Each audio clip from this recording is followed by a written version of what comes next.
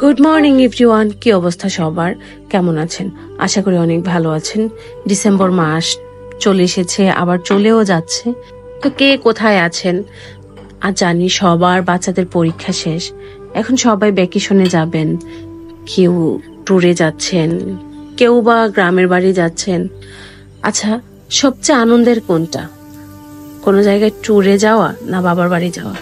আমার কাছে কেন জানি না বাবার বাড়িতে যাওয়াটা আমার বেশি আনন্দের মনে হয়। জানেন, যখন বিয়ে হয়েছে, বিয়ে হওয়ার পর যখন মনে করতাম যে আজকে আমি বাবার বাড়ি যাব, মানে একটা থাকে না, শ্বশুর বাড়ি থেকে একটা ডেট দেয় যে অমুক দিন যেতে পারবা বা অমুক তারিখে আমি যাব, আমার কাছে না কেন জানি দিনগুলা ফুরাতো না। আমার কাছে এক একটা দিন এক একটা বছরের মতো মনে হতো। কবে যাব, কবে এই দিনগুলা শেষ হবে, কবে ওই তারিখটা আসবে, এসব চিন্তা করতে করতে আমার মনে হয় ঘুম হতো না।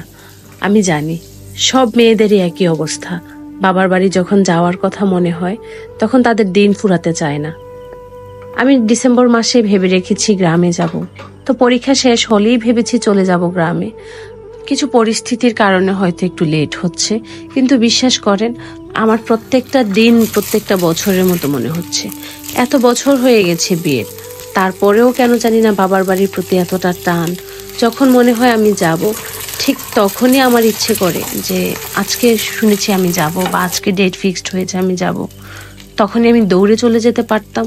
আসলে এমনটা হয় না। আমরা যখন সংসারী হয়ে যাই তখন চাইলেও আমরা সবকিছু করতে পারি না। আর বিশেষ করে ডিসেম্বর মাসে আমার খুব বেশি মনে পড়ছে আমার দাদির কথা। গেল ডিসেম্বরে আমার দাদি ছিল। সেই ডিসেম্বরে আমাকে কত করে বলেছিল গ্রামে আসো, একটু দেখব, কিন্তু এই সময়টার জন্য আমি যেতে পারি নাই। আমি তখন দাদিকে সাফ বলে দিয়েছিলাম আমি এবার ডিসেম্বরে বাড়ি যাব না। কিন্তু দেখেন, আমি বাড়ি গিয়েছি ডিসেম্বরে না, জানুয়ারিতে, আমার দাদির মৃত মুখটা দেখার জন্য, শেষবারের মতো আমার দাদিকে দেখার জন্য। জানেন, যখন ভয়েস ওভার দিচ্ছি তখন আমার বুকের ভিতরটা হু হু করে উঠছে, আর বারবার আমার গলাটা ভারী হয়ে আসছে। এমন কেন হয়? বছর ঘুরে বছর চলে আসে, আমরা চাইলেও কিন্তু না মানুষের স্মৃতি মুছতে পারি না। এই একটা বছর আমি আমার দাদিকে একটা দিনের জন্য ভুলতে পারি নাই।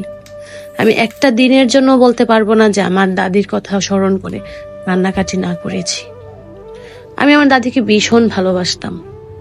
আমার না এখন তেমন করার আগ্রহ কাজ করে না গ্রামে যাওয়ার জন্য, কারণ আমার দাদি নাই।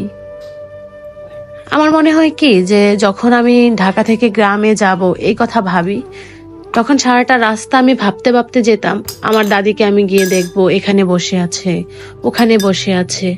হয়তো আপনারা শুনে একটু অদ্ভুত লাগছে যে সবাই বাবা মার কথা চিন্তা করতে করতে যায়, আপনি কেন আপনার দাদির কথা চিন্তা করতে করতে যাচ্ছেন?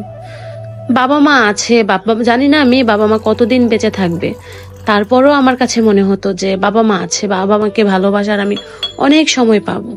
কিন্তু দাদা দাদির বয়স হয়ে গেছে, তাদেরকে ভালোবাসার সময়টা খুব অল্প। আমি আমার দাদিকে ভীষণ ভালোবাসতাম, এখনো বাসি। হয়তো মানুষটা নাই, কিন্তু মানুষটার প্রত্যেকটা স্মৃতি আমি আমার বুকের মধ্যে এখনো লালন করি। যখন গ্রামে যাওয়ার কথা মনে হয় তখনই মনে হয় বাড়ি গিয়ে কি করব, আমার দাদিকে দেখবো না। তখন না যাওয়ার ইচ্ছাটা আমার মরে যায়। কিন্তু ওই যে বাচ্চাদের জন্য যেতে হয়, তারা তো আর বুঝবে না এই ফিলিংসটা। তারা তাদের নানুর বাড়িতে যেতে খুব আগ্রহী, কিন্তু তাদের নানুর বাড়িতে আমার দাদি নাই। এটা ভাবতে গেলেই আমার কেন জানি না চোখ ভিজে আসে। ভালোবাসার মানুষগুলো হারিয়ে যায় কেন এত তাড়াতাড়ি?